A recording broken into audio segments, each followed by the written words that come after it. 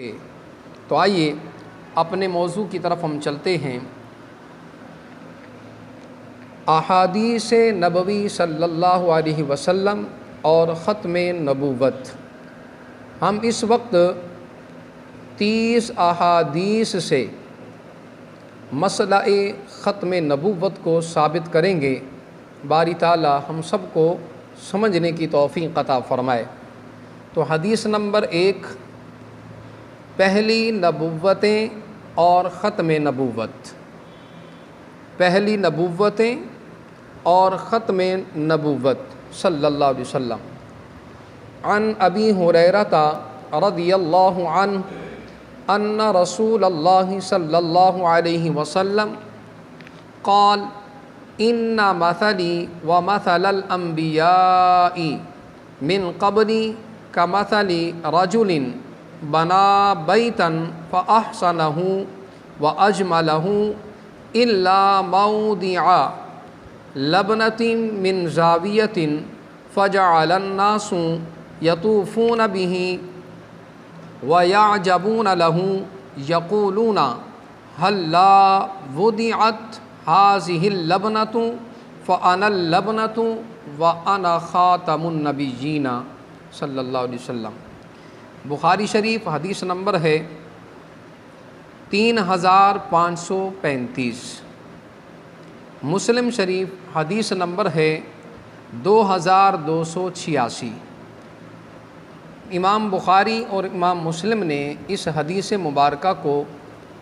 اپنی اپنی سنن کے اندر، اپنی اپنی کتب کے اندر اسے نقل فرمایا ہے، درج کیا ہے۔ تو حضرت ابو ہریرہ رضی اللہ تعالیٰ عنہ روایت کرتے ہیں کہ رسول اکرم نور مجسم شفیع معظم علیہ الصلاۃ والسلام نے ارشاد فرمایا ان مثلی و مثل الانبیاء من قبلی کمثل رجل بنا بیتا۔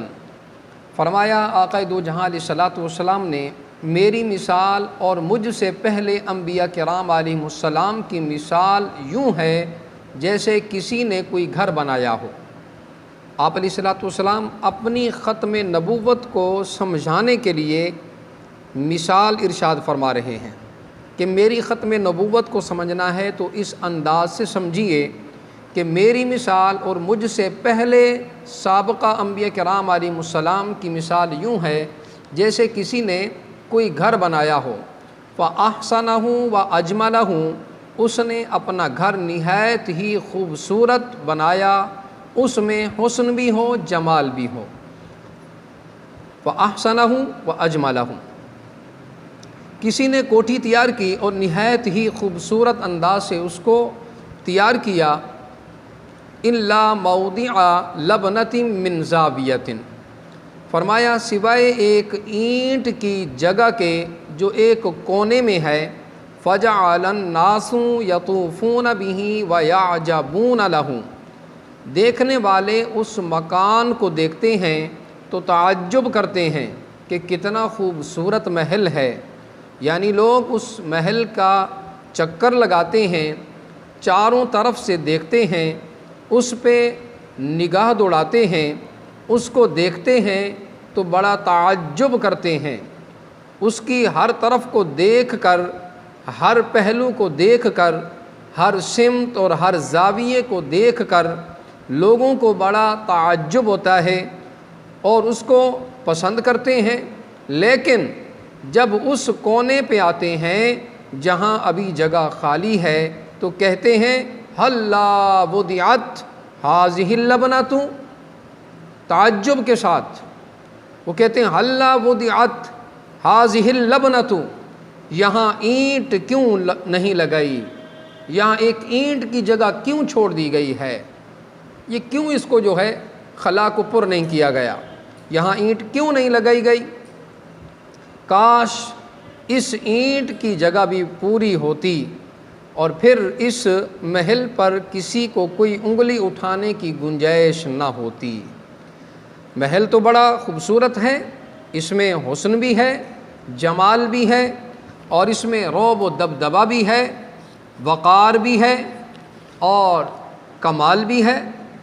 بڑا جوبن اور نکھار ہے، مگر ایک جگہ آ کے لوگ رک جاتے ہیں کہ یہاں اس جگہ کو اتنا خوبصورت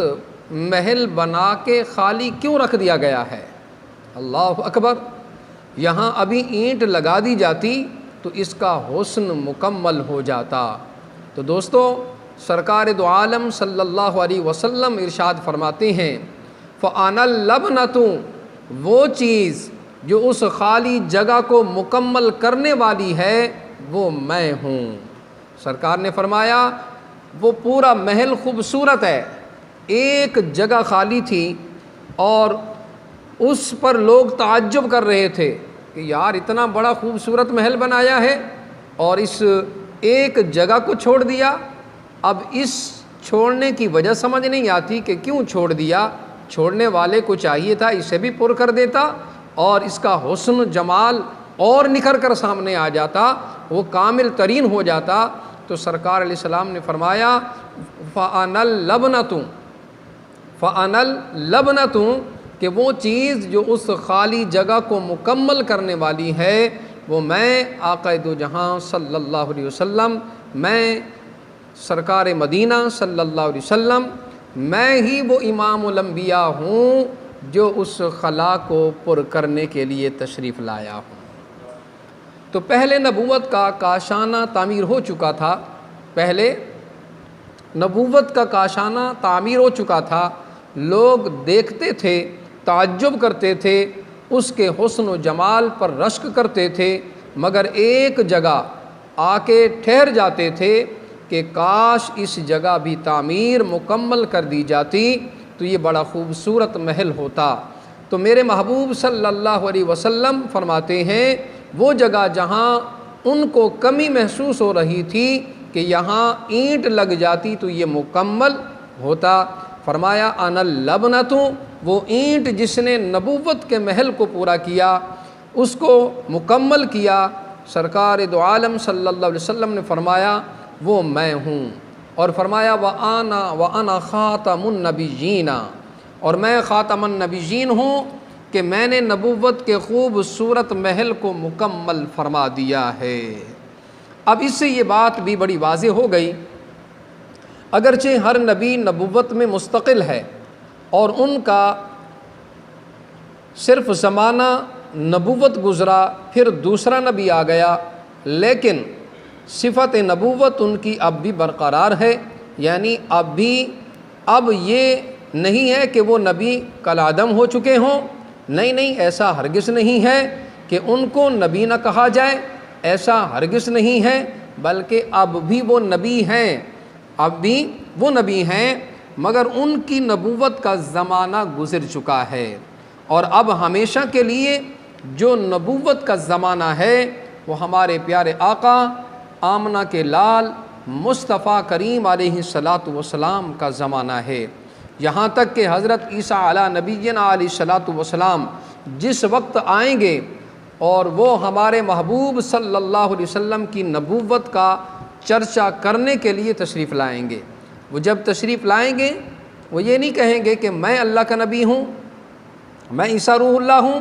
یعنی میں اللہ کی طرف سے نبی بن کر آیا ہوں، نہیں، بلکہ سیدنا عیسیٰ علی نبینا علیہ الصلاۃ والسلام کی جب جلوہ گری ہوگی تو حضرت عیسیٰ علی نبینا علیہ السلام فرمائیں گے کہ میں بھی سرکار مدینہ صلی اللہ علیہ وسلم کی نبوت کا چرچا کرنے کے لیے تشریف لایا ہوں۔ اب یہاں پر وہ سارا بنگلہ اور کاشانہ بنا ہوا ہے، حسن اس میں بہت ہے، مگر پھر بھی ایک جگہ پہ لوگ آ کے رک جاتے ہیں، اور جب ہمارے